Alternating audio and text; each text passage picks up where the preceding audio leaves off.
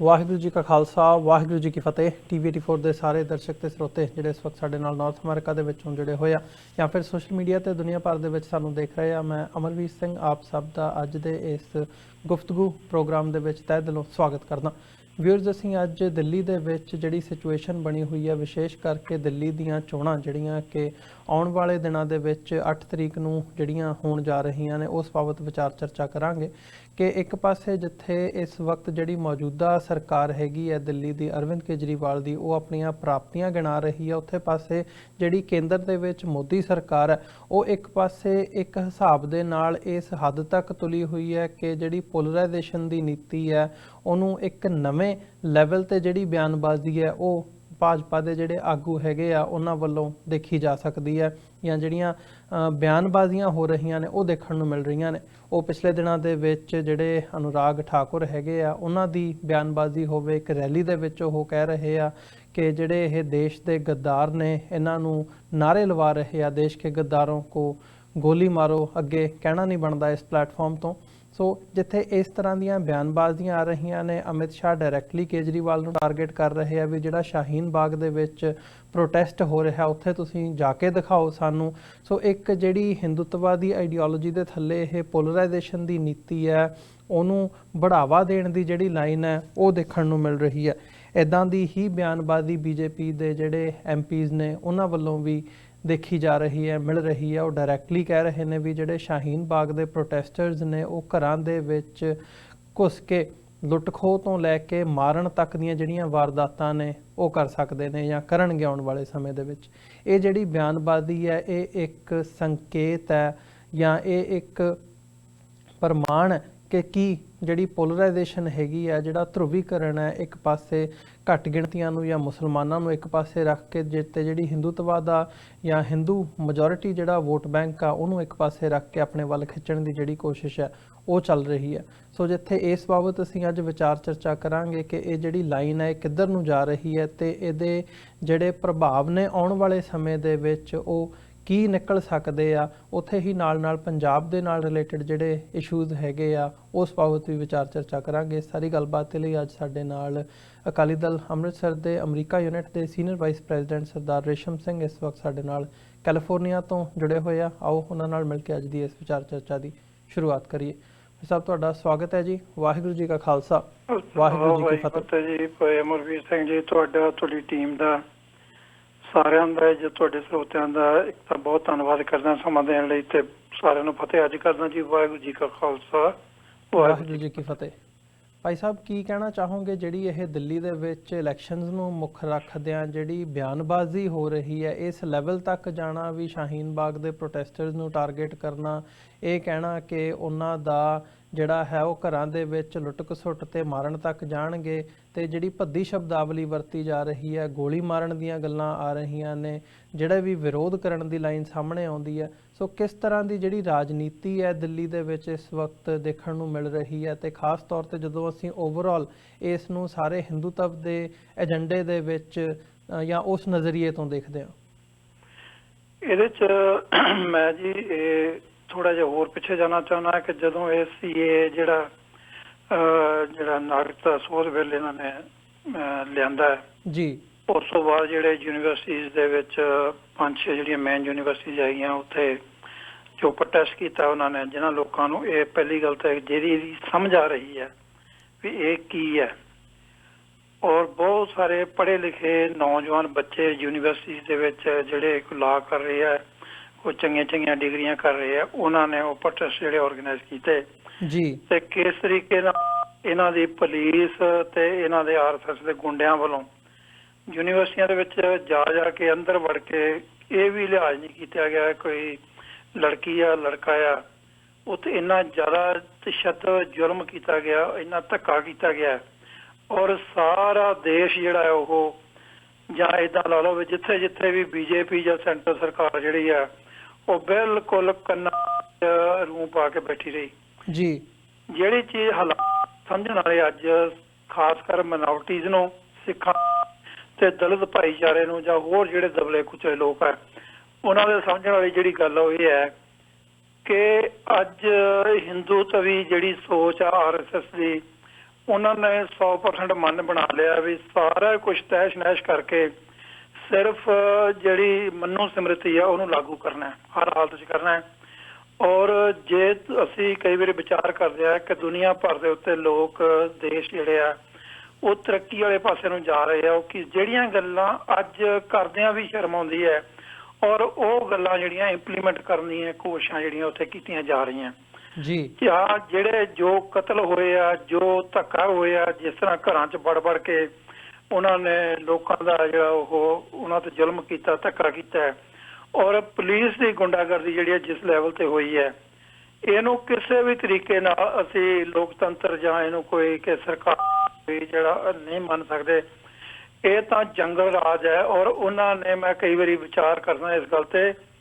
ਕਿ ਜਦੋਂ ਅਸੀਂ ਮੁਗਲ ਰਾਜ ਦੀ ਗੱਲ ਕਰਦੇ ਹਾਂ, ਬਾਬਰ ਤੋਂ ਲੈ ਕੇ ਔਰੰਗਜ਼ੇਬ ਤੱਕ, ਜਾਂ ਔਰੰਗਜ਼ੇਬ ਤੋਂ ਬਾਅਦ ਵੀ ਜਿਹੜਾ ਮੁਗਲ ਰਾਜ ਹੋਇਆ ਜੀ, ਉਹ ਸਾਰੇ ਦੇ ਵਿੱਚ ਸ਼ਾਇਦ ਬਹੁਤ ਸਾਰੇ ਜਿਹੜੇ ਆ ਧਾਰਮਿਕ ਸਥਾਨ ਜਿਹੜੇ ਆ ਉਹ ਢਾਏ ਗਏ ਹੋਣਗੇ। ਬਹੁਤ ਸਾਰੇ ਜਿਹੜੇ ਗੈਰ ਮੁਸਲਿਮ ਸੀਗੇ ਉਹਨਾਂ ਨਾਲ ਧੱਕਾ ਕੀਤਾ ਗਿਆ, ਜਾਂ ਏਦਾਂ ਲਾ ਲਓ ਜੇ ਅੱਜ ਦੇ ਜਿੱਦਾਂ ਹਿੰਦੂ ਤਵੀ ਜਿਹੜੀ ਸੋਚ ਹੈ ਐਨ ਉਸੇ ਪੈਟਰਨ ਦੇ ਉੱਤੇ ਜਿਹੜੇ ਗਰੀਬ ਮੁਸਲਮਾਨ ਉਹਨਾਂ ਨਾਲ ਵੀ ਧੱਕਾ ਕੀਤਾ ਗਿਆ। ਅੱਜ ਵੀ ਐਗਜ਼ੈਕਟਲੀ ਉਹੋ ਹੀ ਮੁਗਲਿਆ ਹਕੂਮਤ ਦੀ ਤਰਜ਼ ਦੇ ਉੱਤੇ ਹੀ ਸਾਰਾ ਕੁਝ ਹੋ ਰਿਹਾ ਹੈ। ਅੱਜ ਵੀ ਧਾਰਮਿਕ ਸਥਾਨ ਜਿਹੜੇ ਮਿਨੋਰਟੀਜ਼ ਦੇ ਉਹ ਸੇਫ ਨਹੀਂ ਹੈਗੇ। ਅੱਜ ਵੀ ਜਿਹੜੇ ਗਰੀਬ ਹਿੰਦੂ ਆ ਉਹ ਵੀ ਸੇਫ ਨਹੀਂ ਹੈਗੇ। ਹੁਣ ਵੱਡੀ ਗੱਲ ਜਿਹੜੀ ਆ ਅੱਜ ਲੋਕਾਂ ਦੇ ਵਿਚਾਰਨ ਵਾਲੀ ਇਹ ਆ ਕਿ 8 ਫਰਵਰੀ ਨੂੰ ਤੁਸੀਂ ਜਿਵੇਂ ਜ਼ਿਕਰ ਕੀਤਾ ਵੀ ਇਲੈਕਸ਼ਨ ਆ ਰਹੀ ਹੈ ਦਿੱਲੀ ਦੀ, ਔਰ ਬੀਜੇਪੀ ਇੰਨੀ ਬੁਖਲਾਈ ਹੋਈ ਹੈ ਕਿ ਪਿਛਲੀ ਵਾਰੀ ਜਦੋਂ ਆਮ ਆਦਮੀ ਪਾਰਟੀ 70 ਦੇ ਵਿੱਚੋਂ 67 ਸੀਟਾਂ ਲੈ ਜਾਂਦੀ ਹੈ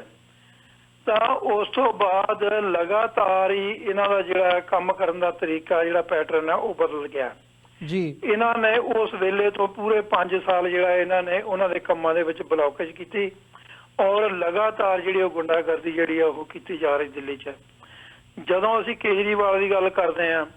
ਠੀਕ ਹੈ, ਉਹਨਾਂ ਨੇ ਡਿਵੈਲਪਮੈਂਟ ਦੀ ਗੱਲ ਕਰਦੇ ਆ ਜਿਹਨੂੰ ਅੱਜ ਸਾਰੀ ਦਿੱਲੀ ਮੰਨਦੀ ਹੈ।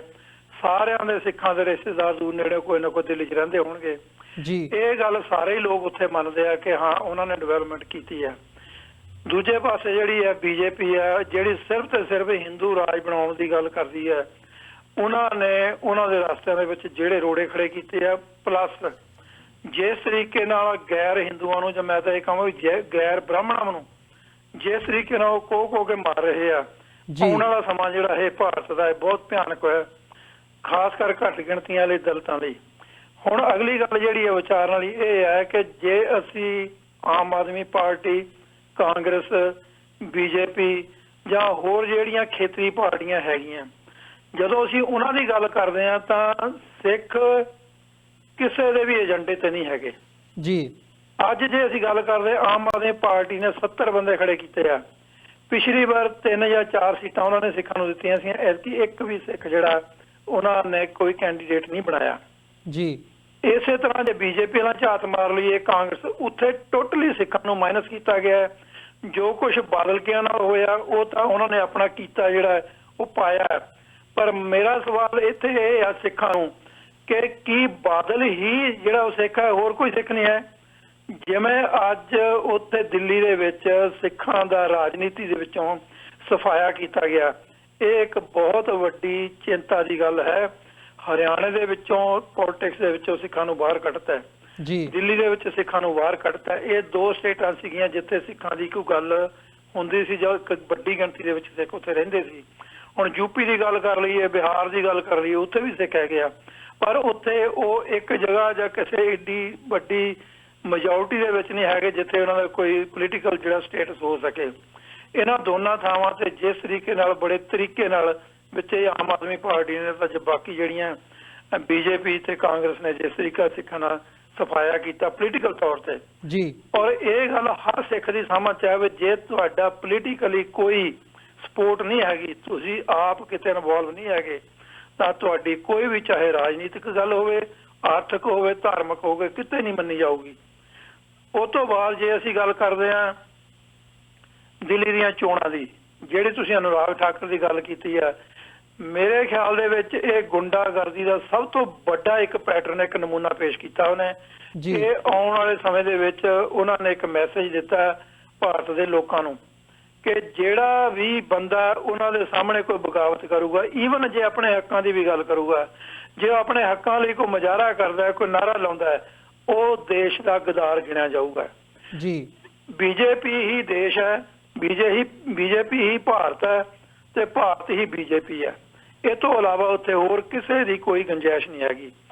ਇਹ ਸਾਡੇ ਲੋਕਾਂ ਨੂੰ ਕਦੋਂ ਸਮਝ ਆਉਂਦੀ ਹੈ, ਇਹ ਗੱਲ ਦੇ ਨਾਲ ਮੈਂ ਇਹ ਵੀ ਜ਼ਰੂਰ ਕਹਿਣਾ ਚਾਹੁੰਦਾ ਕਿ ਬਾਹਰਲੀਆਂ ਸਟੇਟਾਂ ਦੇ ਵਿੱਚ ਵੀ ਬਹੁਤ ਵੱਡੇ ਪੱਧਰ ਦੇ ਉੱਤੇ ਲੋਕਾਂ ਦੇ ਵਿੱਚ ਰੋਸ ਜਾਗ ਰਿਹਾ ਹੈ, ਲੋਕਾਂ 'ਚ ਜਾਗਰਤੀ ਆ ਰਹੀ ਹੈ ਔਰ ਬਹੁਤ ਵੱਡੇ ਪੱਧਰ ਉੱਤੇ ਲੋਕ ਪ੍ਰੋਟੈਸਟ ਕਰ ਰਹੇ ਆ। ਇਹ ਇੱਕ ਚੰਗੀ ਨਿਸ਼ਾਨੀ ਹੈ। ਪਰ ਜੇ ਜਿੱਥੇ ਤੱਕ ਸਿੱਖਾਂ ਦਾ ਰੋਲ ਹੈਗਾ, ਸੋ ਮੈਂ ਦੇਖਦਾ ਕਿ ਜਿੰਨੀ ਵੱਡੀ ਗਿਣਤੀ ਦੇ ਵਿੱਚ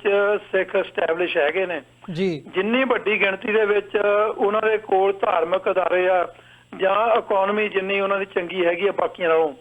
ਉਸ ਲੈਵਲ ਤੇ ਸਿੱਖਾਂ ਦੀ ਇਨਵੋਲਵਮੈਂਟ ਨਹੀਂ ਹੈਗੀ ਦਿਸਦੀ ਕਿਤੇ ਵੀ। ਸੋ ਜੇ ਅਸੀਂ ਦਿੱਲੀ ਦੇ ਗੁਰਦੁਆਰਿਆਂ ਦੀ ਗੱਲ ਕਰਦੇ ਹਾਂ, ਉੱਥੇ ਅੱਜ ਜਿਹੜੀਆਂ ਮੀਟਿੰਗਾਂ ਹੋ ਰਹੀਆਂ, ਅੱਜ ਅਕਾਲੀ ਦਲ, ਬਾਦਲ ਤੇ ਹੋਰ ਉਹਨਾਂ ਦੀਆਂ, ਉਹ ਇਸ ਗੱਲ ਤੇ ਹੋ ਰਹੀਆਂ ਕਿ ਜਿਹੜਾ ਪੰਜਾਬ ਵਾਲਾ ਉਹਨਾਂ ਦਾ ਢਾਂਚਾ ਹੈਗਾ ਉਹ ਤਾਂ ਬਿਲਕੁਲ ਉਹਦੇ ਚੋਂ ਬਾਹਰ ਹੋ ਗਿਆ। ਪਰ ਕੀ ਦਿੱਲੀ ਵਾਲੇ ਜਿਹੜੇ ਉਹਨਾਂ ਦੇ ਦਲਾਲ ਬਣੇ ਹੋਏ ਆ ਬੀਜੇਪੀ ਦੇ, ਕੀ ਉਹ ਉਹਨਾਂ ਦੇ ਨਾਲ ਰਲ ਕੇ ਜਿਹੜੀ ਇਲੈਕਸ਼ਨ ਲੜ ਸਕਦੇ ਆ ਜਾਂ ਉਹਨਾਂ ਦੀ ਸਪੋਰਟ ਕਰ ਸਕਦੇ ਆ? ਉਹਨਾਂ ਦੀ ਮਜਬੂਰੀ ਆ। ਉਹ ਮੀਟਿੰਗ ਇਹ ਨਹੀਂ ਹੋ ਰਹੀ ਵੀ ਕਰ ਸਕਦੇ ਕਿ ਨਹੀਂ ਕਰ ਸਕਦੇ, ਉਹ ਬਿਲਕੁਲ ਤੈਅ ਆ ਕਿ ਉਹ ਕਰਨਗੇ, ਕਿਉਂਕਿ ਉਹਨਾਂ ਦੇ ਪਰਿਵਾਰ ਆਲਰੇਡੀ ਬੀਜੇਪੀ ਦੇ ਵਿੱਚ ਕਿਸੇ ਨਾ ਕਿਸੇ ਪੋਜੀਸ਼ਨ ਦੇ ਉੱਤੇ ਬੈਠੇ ਹੋਏ ਆ। ਸਭ ਤੋਂ ਵੱਡੀ ਗੱਲ ਜਿਹੜੀ ਸਿੱਖਾਂ ਦੀ ਚਿੰਤਾ ਦੀ ਇਹ ਹੈ ਕਿ ਬੀਜੇਪੀ RSS ਤੁਹਾਡੇ ਚੁੱਲ੍ਹਿਆਂ ਤੱਕ ਪਹੁੰਚ ਗਈ ਹੈ, ਤੁਹਾਡੇ ਰਸੋਈਆਂ ਤੱਕ ਪਹੁੰਚ ਗਈ ਹੈ। ਤੁਸੀਂ ਇਹ ਤੋਂ ਕਿਵੇਂ ਬਚਣਾ? ਇੱਥੇ ਮੈਂ ਇੱਕ ਦੋ ਗੱਲਾਂ ਕਹਿ ਕੇ ਫਿਰ ਆਪਾਂ ਦੂਜੀ ਗੱਲ ਕਰਾਂਗੇ ਜੀ। ਇੱਕ ਗੱਲ ਤਾਂ ਇਹ ਹੈ ਵੀ ਜਦੋਂ ਅਸੀਂ ਆਜ਼ਾਦੀ ਦੀ ਗੱਲ ਕਰਦੇ ਹਾਂ, ਆਪਣੇ ਰਾਜ ਭਾਗ ਦੀ ਗੱਲ ਕਰਦੇ ਹਾਂ, ਦੁਨੀਆ ਭਰ ਦੀ ਹਿਸਟਰੀ ਜਿਹੜੀ ਉਹ ਪੜ੍ਹ ਕੇ ਦੇਖ ਲਓ। ਲੋਕਾਂ ਨੇ, ਵਿਦਵਾਨ ਲੋਕਾਂ ਨੇ, ਜਿਨ੍ਹਾਂ ਨੇ ਜਿਹੜੀ ਦੁਨੀਆ ਦੇ ਉੱਤੇ ਸੰਘਰਸ਼ ਹੋਏ ਆ ਆਜ਼ਾਦੀ ਦੇ, ਉਹਨਾਂ ਦੇ ਤੱਤ ਕੱਢ ਕੇ ਦੱਸਿਆ ਕਿ ਜਿਹੜੀ ਕੌਮ ਨਾਲ, ਜਿਹੜੀ ਸਰਕਾਰ ਨਾਲ ਤੁਹਾਡੀ ਲੜਾਈ ਹੈ, ਉਹਦੀ ਹਰ ਗੱਲ ਦਾ ਬਾਈਕਾਟ ਕਰੋ, ਉਹਦੀ ਹਰ ਸੋਚ ਦਾ ਬਾਈਕਾਟ ਕਰੋ, ਉਹਦੀ ਭਾਸ਼ਾ ਦਾ ਬਾਈਕਾਟ ਕਰੋ, ਉਹਦੇ ਪਹਿਰਾਵੇ ਦਾ, ਉਹਦੇ ਕਲਚਰ ਦਾ, ਉਹਦੇ ਧਰਮ ਦਾ, ਉਹਦੀ ਹਰ ਚੀਜ਼ ਦਾ ਬਾਈਕਾਟ ਕਰੋਗੇ ਤਾਂ ਤੁਹਾਡੇ ਬੱਚਿਆਂ ਨੂੰ, ਤੁਹਾਡੇ ਨੌਜਵਾਨਾਂ ਨੂੰ ਸਮਝ ਆਊਗੀ ਕਿ ਅਸੀਂ ਇਹਨਾਂ ਨਾਲੋਂ ਕਿਵੇਂ ਵੱਖਰੇ ਹਾਂ ਤੇ ਕਿਵੇਂ ਅਸੀਂ ਵੱਖਰੇ ਰਹਿਣਾ, ਕਿਉਂ ਸਾਨੂੰ ਰਾਜ ਭਾਗ ਦੀ ਲੋੜ ਹੈ। ਅੱਜ ਜਿਸ ਸਿਚੁਏਸ਼ਨ 'ਚ ਪਹੁੰਚ ਗਿਆ, ਸੋਸ਼ਲ ਮੀਡੀਆ 'ਚ ਜਿੰਨੀ ਅਸੀਂ ਮਰਜ਼ੀ ਰੌਲੀ ਪਾਉਂਦੇ ਹਾਂ, ਬਹੁਤ ਵਧੀਆ ਗੱਲ ਹੈ, ਪਰ ਜਿਹੜੇ ਅਸਲ ਮੁੱਦੇ ਆ ਉਹ ਸੋਸ਼ਲ ਮੀਡੀਆ 'ਚ ਨਹੀਂ ਹੱਲ ਹੋਣੇ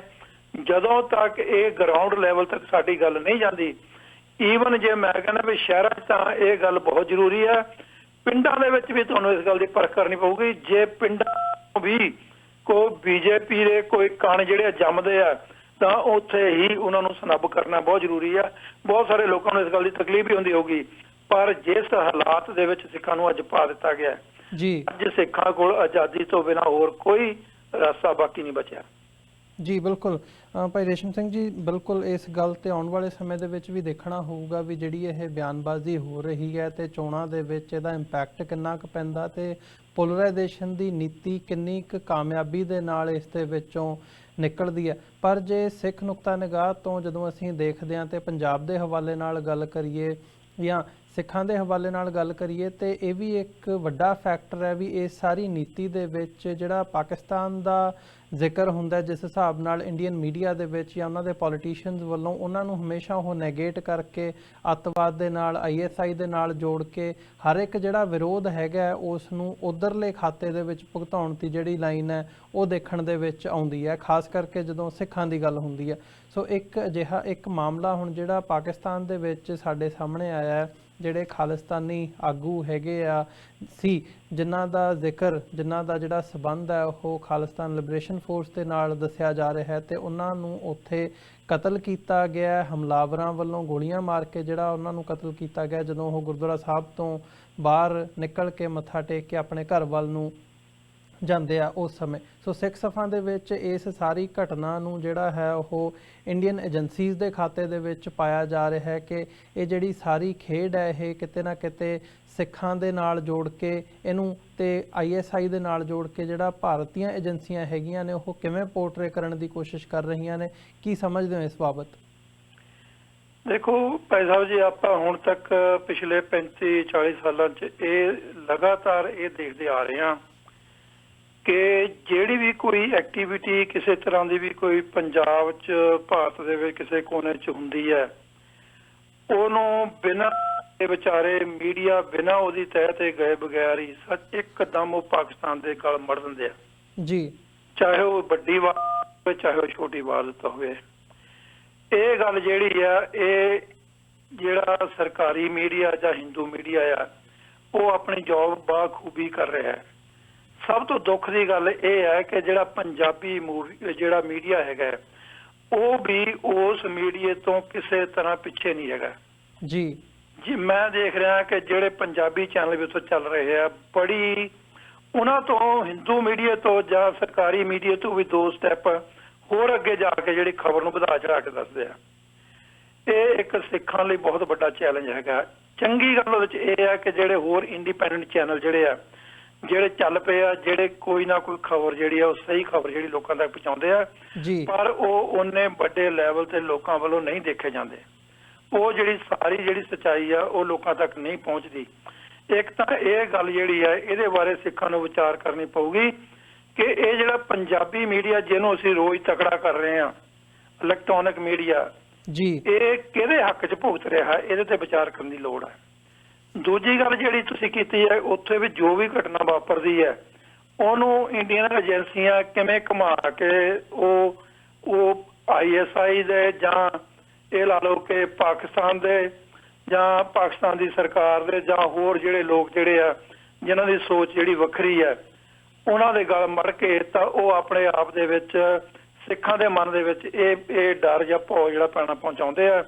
ਕਿ ਜਿਹੜੇ ਲੋਕ ਆਜ਼ਾਦੀ ਦੀ ਗੱਲ ਕਰਦੇ ਆ ਭਾਰਤ ਦੇ ਵਿੱਚ ਜਾਂ ਪੰਜਾਬ ਦੇ ਵਿੱਚ ਜਾਂ ਪੰਜਾਬ ਦੇ ਬਾਕੀ ਹਿੱਸਿਆਂ 'ਚ, ਉਹਨਾਂ ਨੂੰ ਇਹ ਦੱਸਣਾ ਚਾਹੁੰਦੇ ਆ ਕਿ ਤੁਸੀਂ ਉੱਥੇ ਜਿਹੜੇ ਪਾਕਿਸਤਾਨ ਦੇ ਸਿਰ ਤੇ ਤੁਸੀਂ ਬੜਕਾ ਮਾਰਦੇ ਆ, ਉੱਥੇ ਵੀ ਤੁਸੀਂ ਆਜ਼ਾਦ ਨਹੀਂ ਹੈਗੇ, ਉੱਥੇ ਵੀ ਤੁਸੀਂ ਸੇਫ ਨਹੀਂ ਹੈਗੇ ਜੀ। ਜਿਹੜਾ ਉੱਥੇ ਕਤਲ ਹੋਇਆ, ਇਹਦੇ ਪਿੱਛੇ ਇੱਕ ਬਹੁਤ ਗੰਦੀ ਸਾਜ਼ਿਸ਼ ਹੈ ਇੰਡੀਅਨ ਏਜੰਸੀਆਂ ਦੀ। ਜਿਹੜੇ ਲੋਕ ਥੋੜੇ ਬਹੁਤੇ ਵੀ ਸਰਕਾਰੀ ਏਜੰਸੀਆਂ ਦੇ ਪੈਟਰਨ ਨੂੰ, ਉਹਦੇ ਕੰਮ ਕਰਨ ਦੇ ਤਰੀਕੇ ਨੂੰ ਸਮਝਦੇ ਆ, ਉਹ ਬਹੁਤ ਜਲਦੀ ਇਹਨਾਂ ਚੀਜ਼ਾਂ ਦਾ ਅੰਦਾਜ਼ਾ ਲਾ ਲੈਂਦੇ ਕਿ ਇਹਦੇ ਪਿੱਛੇ ਜਿਵੇਂ ਕਈ ਵਾਰੀ ਸਰਕਾਰਾਂ ਜਿਹੜੀਆਂ ਜਾਂ ਪੁਲਿਸ ਜਾਂ ਏਜੰਸੀਆਂ ਦਾ ਕੰਮ ਕਰਨ ਦਾ ਸਿਸਟਮ ਕੀ ਹੁੰਦਾ, ਕੋਈ ਘਟਨਾ ਵਾਪਰਦੀ ਹੈ, ਕਿਸੇ ਦਾ ਕਤਲ ਹੋ ਜਾਂਦਾ, ਸਭ ਤੋਂ ਪਹਿਲਾਂ ਉਹਨਾਂ ਦਾ ਨਿਸ਼ਾਨਾ ਕੀ ਹੁੰਦਾ ਕਿ ਉਹਦੇ ਜਿਹੜੇ ਪਰਿਵਾਰ ਦੇ, ਉਹਦੇ ਘਰ ਦੇ ਜਿਹੜੇ ਜੀ ਆ, ਉਹਨਾਂ ਦੀ ਇਨਵੈਸਟੀਗੇਸ਼ਨ ਸ਼ੁਰੂ ਕਰਦੇ ਆ ਜੀ। ਉੱਥੋਂ ਗਾਂ ਗੱਲ ਤੋਰਦੇ ਆ ਉਹ। ਐਗਜ਼ੈਕਟਲੀ ਜਿਹੜਾ ਏਜੰਸੀਆਂ ਨੇ ਇਹ ਕੰਮ ਫੜਿਆ ਹੋਇਆ ਕਿ ਜਦੋਂ ਜਿੱਥੇ ਵੀ ਕੋਈ ਘਟਨਾ ਵਾਪਰਦੀ ਆ, ਉਹ ਇੱਕਦਮ ਇਹੀ ਕਹਿੰਦੇ ਆ, ਲਓ ਜੀ ਇਹ ਪਾਕਿਸਤਾਨ ਦਾ ਕੰਮ ਆ। ਜਿਹੜੇ ਬੰਦੇ ਏਜੰਸੀਆਂ ਦੇ ਵਰਕ ਪੈਟਰਨ ਨੂੰ ਜਾਣਦੇ ਆ, ਉਹਨਾਂ ਨੂੰ ਇਹ ਗੱਲ ਭਲੀ ਭਾਂਤ ਪਤਾ ਹੈ ਕਿ ਏਜੰਸੀਆਂ ਦੂਸਰੇ ਕੰਟਰੀ ਦੇ ਵਿੱਚ ਜਾ ਕੇ ਕਿਵੇਂ ਸਾਰਾ ਕੁਝ ਇਸ ਤਰ੍ਹਾਂ ਦੀਆਂ ਵਾਰਦਾਤਾਂ ਜਿਹੜੀ ਉਹਨਾਂ ਨੂੰ ਅੰਜਾਮ ਦਿੰਦੇ ਆ। ਬਹੁਤ ਸਾਰੀਆਂ ਘਟਨਾਵਾਂ ਨੇ ਸਾਡੇ ਕੋਲ, ਈਵਨ ਕੈਨੇਡਾ ਦੇ ਵਿੱਚ ਕਈ ਵਾਰਦਾਤਾਂ ਹੋਈਆਂ ਜਿਹੜੀਆਂ ਇੰਡੀਅਨ ਏਜੰਸੀਆਂ ਨੇ ਕਰਵਾਈਆਂ, ਔਰ ਬੜੀ ਸਫਾਈ ਨਾਲ ਇੰਡੀਆ ਦੀਆਂ ਏਜੰਸੀਆਂ ਨੇ ਉਹ ਖਾੜਕੂ ਸਿੰਘਾਂ ਦੇ ਗਲ ਮੜਤੀਆਂ ਜੀ। ਇਸੇ ਤਰ੍ਹਾਂ ਇੰਗਲੈਂਡ ਦੇ ਵਿੱਚ ਬਹੁਤ ਕੁਝ ਹੋਇਆ। ਅੱਜ ਪਾਕਿਸਤਾਨ ਦੇ ਦੁਆਲੇ ਜਿਹੜੀਆਂ ਏਜੰਸੀਆਂ ਲੱਗੀਆਂ ਹੋਈਆਂ ਕਿ ਉਹਨਾਂ ਨੂੰ ਲੱਗ ਰਿਹਾ ਕਿ ਸ਼ਾਇਦ ਪਾਕਿਸਤਾਨ ਤੇ ਜਿਹੜੇ ਪੰਜਾਬ ਦੇ ਸਿੱਖ ਹੈ, ਉਹ ਇੱਕ ਦੂਜੇ ਦੇ ਬਹੁਤ ਨੇੜੇ ਆ ਰਹੇ ਆ। ਇਹਨਾਂ ਦੇ ਵਿੱਚ ਨਫ਼ਰਤ ਖੜੀ ਕਰਨ ਵਾਸਤੇ, ਦੇਖੋ ਹਿੰਦੂ ਦੇ ਕੋਲ ਹੋਰ ਕੋਈ ਹਥਿਆਰ ਨਹੀਂ ਹੈਗਾ ਕਿਸੇ ਨੂੰ ਮਾਰਨ ਵਾਸਤੇ, ਨਾ ਇਹ ਲੜ ਸਕਦੇ ਆ। ਕੱਲ ਹੀ ਮੈਨੂੰ ਕੋਈ ਬੱਚਾ ਕੋਲ ਸਵਾਲ ਕਰ ਰਿਹਾ ਸੀ, ਦੇਖੋ ਜੀ ਇੰਨੀਆਂ ਫੌਜਾਂ ਉਹਨਾਂ ਕੋਲ ਆ, ਇੰਨੇ ਹਥਿਆਰ ਆ, ਤੇ ਉਹਨਾਂ ਨੇ ਕਿਵੇਂ ਕੋਈ ਲੜ, ਜਿਹੜਾ ਲੋਕ ਮੁਜ਼ਾਹਰੇ ਕਰਦੇ ਕਿਵੇਂ ਲੜ ਸਕਦੇ ਆ। ਸੋ ਮੈਂ ਉਹਨਾਂ ਨੂੰ ਇਹ ਗੱਲ ਕਹੀ ਸੀ ਵੀ ਇਹ ਹਥਿਆਰ ਜਿਹੜੇ ਆ, ਇਹਨਾਂ ਚਲਾਉਣ ਵਾਸਤੇ ਜਿਗਰਾ ਚਾਹੀਦਾ ਹੁੰਦਾ, ਬਹੁਤ ਵੱਡਾ ਦਿਲ ਚਾਹੀਦਾ ਹੁੰਦਾ। ਹਥਿਆਰਾਂ ਦੀ ਗੱਲ ਨਹੀਂ ਹੈਗੀ, ਪਰ ਜਿਹੜਾ ਇਹ ਬ੍ਰਾਹਮਣ ਵਿਰਤੀ ਆ, ਇਹਦਾ ਇੱਕੋ ਇੱਕ ਤਰੀਕਾ ਲੜਾਈ ਲੜਨ ਦਾ ਕਿ ਜਿੰਨਾ ਵੀ ਸਮਾਜ ਨੂੰ ਡਿਵਾਈਡ ਕੀਤਾ ਜਾ ਸਕੇ, ਜਿਹੜੇ ਲੋਕਾਂ ਨੂੰ ਮਨੂ ਸਮਿਰਤੀ ਦੀ ਥੋੜੀ ਬਹੁਤੀ ਸੋਝੀ ਹੈਗੀ ਆ, ਜਿੰਨਾ ਸਮਾਜ ਨੂੰ ਵੰਡਿਆ ਜਾ ਸਕੇ, ਜਿੰਨੀ ਇਹਨਾਂ ਦੇ ਵਿੱਚ ਨਫ਼ਰਤ ਪੈਦਾ ਕੀਤੀ ਜਾ ਸਕੇ, ਉਨਾ ਹੀ ਉਹਨਾਂ ਤੇ ਰਾਜ ਕਰਨਾ ਸੌਖਾ ਹੁੰਦਾ ਹੈ। ਸੋ ਇਹ ਇੱਕ ਉਹ ਤਰੀਕਾ ਲੱਭਿਆ ਹੋਇਆ ਉਹਨਾਂ ਨੇ। ਦੂਜੀ ਗੱਲ, ਜਿਹੜੇ ਉੱਥੇ ਜੋ ਕੁਛ ਆਪਣ ਵਾਪਰਿਆ, ਇਸ ਗੱਲ ਲਈ ਮੈਂ ਸਿੱਖਾਂ ਨੂੰ ਇੱਕੋ ਹੀ ਬੇਨਤੀ ਕਰਨੀ ਚਾਹੁੰਦਾ ਕਿ ਇਹ ਇੱਕ ਤਰੀਕਾ ਹੈਗਾ ਵਿਪਰ ਦਾ ਕਿ ਇੱਕ ਤੀਰ ਨਾਲ ਉਹਨਾਂ ਨੇ 2 ਸ਼ਿਕਾਰ ਮਾਰਿਆ। ਇੱਕ ਤਾਂ ਪਾਕਿਸਤਾਨ ਨੂੰ ਬਦਨਾਮ ਕਰਨ ਵਾਸਤੇ ਉਹਨਾਂ ਨੇ ਇਹ ਕੰਮ ਕੀਤਾ ਹੈ, ਦੂਜਾ ਸਿੱਖਾਂ ਨੂੰ ਡਰਾਉਣ ਵਾਸਤੇ ਇਹ ਕੰਮ ਕੀਤਾ ਹੈ। ਪਰ ਇਹੋ ਜਿਹੀਆਂ ਘਟਨਾਵਾਂ ਜਿਹੜੀਆਂ ਵਾਪਰਦੀਆਂ ਰਹਿਣੀਆਂ, ਜਿਹੜੀ ਅਸੀਂ ਆਜ਼ਾਦੀ ਦੀ ਲੜਾਈ ਲੜ ਰਹੇ ਹਾਂ, ਉਹਦੇ 'ਚ ਇਹਨਾਂ ਘਟਨਾਵਾਂ ਦੀ ਬਹੁਤ ਜ਼ਿਆਦਾ ਗੁੰਜਾਇਸ਼ ਹੁੰਦੀ ਹੈ। ਸਾਨੂੰ ਕਦੀ ਇਹ ਸੋਚ ਕੇ ਨਹੀਂ ਤੁਰਨਾ ਚਾਹੀਦਾ ਆਹ ਨਹੀਂ ਹੋ ਸਕਦਾ, ਉਹ ਨਹੀਂ ਹੋ ਸਕਦਾ, ਕੁਝ ਵੀ ਹੋ ਸਕਦਾ। ਜਿਹੜੇ ਸਿੱਖ ਉੱਥੇ ਬੈਠੇ ਹੋਏ ਆ ਉਹਨਾਂ ਨੇ ਕਿਹੜੇ ਹਰ ਵੇਲੇ ਕੋਈ ਨਾਲ ਸਿਕਿਉਰਿਟੀ ਰੱਖਦੇ ਆ, ਉਹ ਤਾਂ ਇੰਡੀਪੈਂਡੈਂਟ ਆਪਣੇ ਆਪ ਨੂੰ ਸਮਝਦੇ ਆ ਕਿ ਅਸੀਂ ਇਸ ਮੁਲਕ ਦੇ ਵਿੱਚ ਸੇਫ ਹਾਂ, ਪਰ ਹਰ ਵੇਲੇ ਕਿਸੇ ਨਾਲ ਕੋਈ ਗਾਰਦਾ ਨਹੀਂ ਹੋਣੀ ਆ। ਇਹ ਘਟਨਾਵਾਂ ਵਾਪਰਦੀਆਂ ਰਹਿਣਗੀਆਂ ਆਉਣ ਵਾਲੇ ਸਮੇਂ 'ਚ ਵੀ, ਪਰ ਸਿੱਖਾਂ ਨੂੰ ਇਸ ਸੋਝੀ ਤੋਂ ਕੰਮ ਲੈਣਾ ਚਾਹੀਦਾ ਕਿ ਇਹਦੇ ਪਿੱਛੇ ਸਿਰਫ ਤੇ ਸਿਰਫ ਇੰਡੀਅਨ ਏਜੰਸੀਆਂ ਦਾ ਕੰਮ ਹੈ, ਉਹਨਾਂ ਦਾ ਹੱਥ ਹੈ, ਉਹਨਾਂ ਦੀ ਸੋਚ ਹੈ ਤੇ ਉਹਨਾਂ ਦਾ ਸਾਰਾ ਇਹ ਜਿਹੜਾ ਪਲਾਂਟ ਕੀਤਾ ਹੋਇਆ ਸਿਸਟਮ ਹੈ। ਤੇ ਅੱਗੋਂ ਜਿਹੜੀ ਗੱਲ ਆਪਾਂ ਕਰਦੇ ਹਾਂ ਜਿਹੜੀ ਪਾਕਿਸਤਾਨ ਦੀ ਅੱਜ 26 ਜਨਵਰੀ ਦੇ ਉੱਤੇ ਤੁਹਾਡਾ ਮੋਦੀ ਲਾਲ ਕਹਿ ਰਿਹਾ ਸੀਗਾ ਕਿ ਦੇਖੋ ਜੀ ਅਸੀਂ ਲਾਂਘਾ ਖੋਲ ਦਿੱਤਾ, ਇਹ ਮੈਂ ਗੱਲ ਖਾਸ ਕਰਕੇ ਤਾਂ ਹੀ ਲਿਆਂਦੀ ਹੈ ਕਿ ਲਾਂਘਾ ਖੋਲਣਾ ਇਹ ਇੱਕ ਪੋਲੀਟੀਕਲ ਦਾ ਹੈਗਾ, ਇੱਕ ਜੀ ਸਟੰਟ ਹੈਗਾ। ਲਾਂਘਾ ਤਾਂ ਖੁੱਲਣਾ ਹੀ ਸੀ ਕਿਉਂਕਿ ਹਾਲਾਤ ਇਹੋ ਜਿਹੇ ਬਣ ਗਏ ਸੀ ਜਿਨ੍ਹਾਂ ਦੇ ਨਾਲ ਤੁਹਾਡੀ ਲਗਾਤਾਰ 70 ਸਾਲ ਤੋਂ ਲੜਾਈ ਚੱਲ ਰਹੀ ਸੀ। ਜਦੋਂ ਉਹਨਾਂ ਨੇ ਆਫਰ ਕਰ ਦਿੱਤੀ ਤੁਹਾਨੂੰ ਵੀ ਭਾਈ ਅਸੀਂ ਲਾਂਘਾ ਖੋਲਣ ਨੂੰ ਤਿਆਰ ਆ, ਇਹਨਾਂ ਕੋਲ ਕੋਈ ਦੂਜੀ ਚੁਆਇਸ ਨਹੀਂ ਸੀਗੀ, ਜਾਂ ਤਾਂ ਇਹ ਸਿੱਖਾਂ ਨੂੰ ਵੱਖਰਾ ਕਰ ਦਿੰਦੇ ਤੇ ਜਾਂ ਫਿਰ ਇਹ ਲਾਂਘਾ ਖੋਲਦੇ। ਦੋ ਹੀ ਚੁਆਇਸਿਸ ਸੀਗੀਆਂ ਇਹਨਾਂ ਦੀਆਂ, ਤੇ ਜਾਂ ਸਿੱਖ ਫੈਸਲਾ ਲੈਂਦੇ ਵੀ ਭਾਈ ਤੁਸੀਂ ਇੱਥੋਂ ਆ ਜਮਨਾ ਤੋਂ ਉਰਲੇ ਪਾਸੇ ਨਹੀਂ ਆਉਣਾ ਤੇ ਅਸੀਂ ਇੱਧਰਲਾ ਪਾਸਾ ਜਿਹੜਾ ਸੀ ਇਹ ਲਾਂਘਾ ਅਸੀਂ ਖੋਲ ਲਿਆ। ਸੋ ਉਹ ਜਿਹੜੀਆਂ ਗੱਲਾਂ ਨੇ ਇਹਨਾਂ ਨੂੰ ਕਈ ਵਾਰੀ ਬੰਦੇ ਜਿਹੜੇ ਬਹੁਤ ਅੱਡੀਆਂ ਚੱਕ ਚੱਕ ਕੇ ਮੋਦੀ ਦਾ ਧੰਨਵਾਦ ਕਰਦੇ ਆ, ਸਰਕਾਰ ਦਾ ਧੰਨਵਾਦ ਕਰਦੇ ਆ, ਜਦੋਂ ਸ਼ੇਰ ਬੁੱਢਾ ਹੋ ਕੇ ਘਾਹ ਖਾਣ ਲੱਗੇ ਨਾ ਕਹਿੰਦੇ ਕਿ ਉਹਦੀ ਦਿਆਨਤਦਾਰੀ ਨਹੀਂ ਹੁੰਦੀ, ਉਹਦੀ ਇਹ ਮਜਬੂਰੀ ਹੁੰਦੀ ਹੈ। ਸੋ ਇਹ ਮਜਬੂਰੀ ਦੇ ਵਿੱਚ ਇਹਨਾਂ ਨੂੰ ਇਹ ਕਰਨਾ ਪਿਆ, ਪਰ ਆਉਣ ਵਾਲੇ ਸਮੇਂ ਦੇ ਵਿੱਚ ਸਿੱਖਾਂ ਨੂੰ ਇਸ ਗੱਲ ਲਈ ਬਹੁਤ ਜ਼ਿਆਦਾ ਸੁਚੇਤ ਰਹਿਣਾ ਪਊਗਾ